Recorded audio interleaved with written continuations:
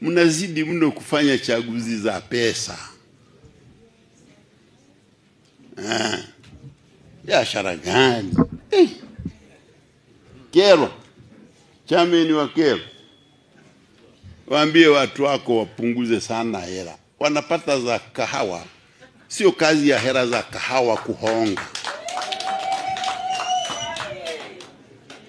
Mwenyekiti anachekea chini lakini anajua anasema kweli.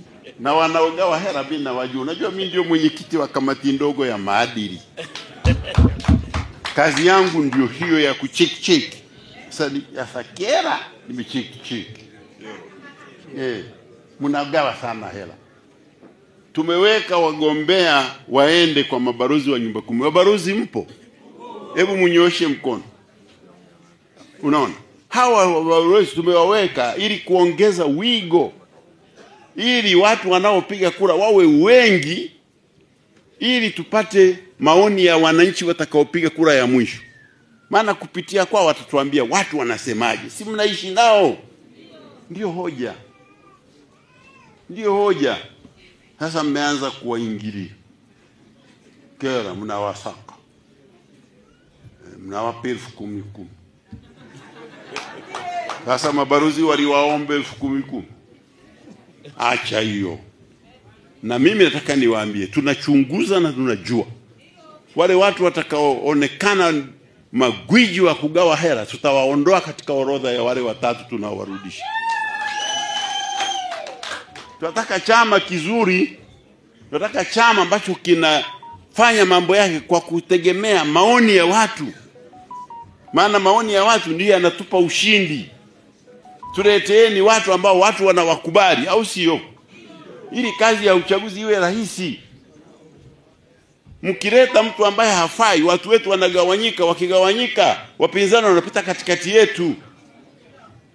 Badala ya kupata kura za furaha, wanapiga kura za hasira. Na hilo ni tatizo. Ndio maana wakati wa njaa haifai kufanya uchaguzi, maana wewe wanaweza kukusingizia kwa ndio kuleta mvua.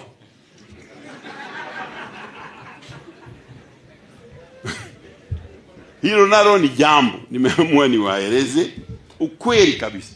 Tena ukweli litaje na mahali ambapo yanatendeka. Maana mimi nayajua. Tunatafuta habari. Lakini huko yanakotokea tunawaambia tu wanachama wetu achini. Maana dhambi ukifanya, ukiambiwa ukitubu, dhambi inafanya nini? Inafutika. Sasa leo nimeisema na nataka kuwaambia leo hii mkiacha tu ile dhambi mliofanya inafutika. Lakini mkiendelea nayo itawaathiri. Ndio maana Biblia inasema au utaitwa siku ya mwisho wakikwambia uende mkono wa kushoto ndio ujue sasa umeenda kwenye tanuru la moto. Sasa watu wote wanalilia kwenda mkono wa kulia, wewe unataka kwenda kushoto. Shauri yako. Hayo ndio nitaka niwa